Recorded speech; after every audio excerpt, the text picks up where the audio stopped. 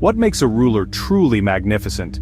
Is it conquest, law, or something deeper that echoes through time? Suleiman, the 10th Sultan of the Ottoman Empire, was one such figure. His name spoken alongside Alexander and Caesar. For nearly 50 years his influence stretched across Europe, Asia, and Africa. He was more than a conqueror, he was a poet, a lover, and a lawgiver. To the west he was the fearsome Turk at Vienna's gates. To his people, he was Kanuni, the lawgiver. Suleiman presided over a golden age of art, architecture, and culture, reshaping Istanbul and the empire itself. His story is not just about power, but about the complexities of ambition and the man behind the title. To understand Suleiman, we must look beyond the battlefield, into the palace, the city, and his poetry. This is the story of Suleiman the Magnificent. Suleiman's journey began not on a throne, but in the classrooms of Topkapi Palace. Born in 1494 to Sultan Selim the Grim, he was groomed for leadership from childhood. He studied history, literature, theology, and the art of war, mastering languages and the complexities of empire. At 17, he became a provincial governor, learning firsthand the challenges of rule. These early years forged a leader wise and connected to his people. In 1520, his father's death made Suleiman Sultan at just 26. His succession was peaceful, a testament to his preparation and respect. His first acts as Sultan were merciful, releasing prisoners and compensating the wronged. Suleiman signaled a new era, one of justice, order, and ambition. The world was about to witness his magnificence. With the throne secure, Suleiman unleashed the Ottoman military might. He led 13 major campaigns, expanding the empire to its greatest extent. In 1521 he captured Belgrade, then seized Rhodes after a brutal siege, controlling the eastern Mediterranean. His greatest victory came at Mohacs in 1526, crushing Hungary and bringing its lands under Ottoman rule. He marched to Vienna in 1529, striking fear into Europe, though the siege failed.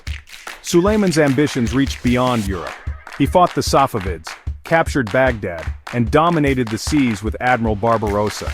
Ottoman fleets conquered North African coasts, challenging Spain and Portugal. By the end of his campaigns, Suleiman ruled a vast domain across 3 continents. His name was feared and respected from Europe to the Indian Ocean. He was the true emperor of East and West. Suleiman's greatest legacy was not conquest, but law.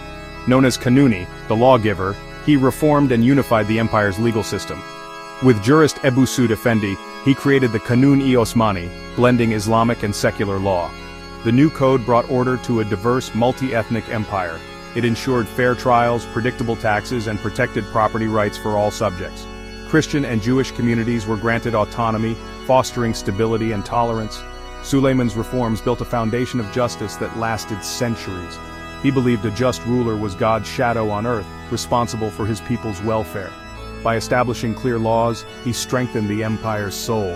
His title as lawgiver endures as his most magnificent achievement.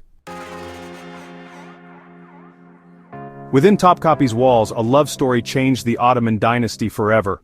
Hürrem Sultan, once a slave, captivated Suleiman with her intellect and charm. Breaking tradition, Suleiman freed and married her, making her his legal wife and closest advisor. Hürrem's rise sparked fierce rivalries in the harem, especially with the Sultan's mother and his first consort. She became a master of palace politics, securing power for her sons and allies. Hürrem's influence extended beyond the palace.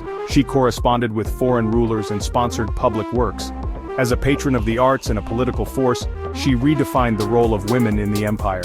Her story is one of ambition, survival, and love at the heart of power. From slave to sultana, Hürrem left an indelible mark on Ottoman history. Her partnership with Suleiman was both a romance and a saga of political transformation. Suleiman's reign marked the Ottoman Golden Age, a time of cultural brilliance and architectural marvels. Chief architect Mimar Sinan transformed Istanbul's skyline with masterpieces like the Süleymaniye Mosque. The arts flourished. Ceramics, carpets, calligraphy, and poetry reached new heights. Suleiman himself was a poet, and his court attracted the era's greatest minds. Yet palace intrigue cast shadows. Hürrem and her allies convinced Suleiman that his heir Mustafa was plotting against him. In 1553, Suleiman ordered Mustafa's execution, a tragedy that haunted him.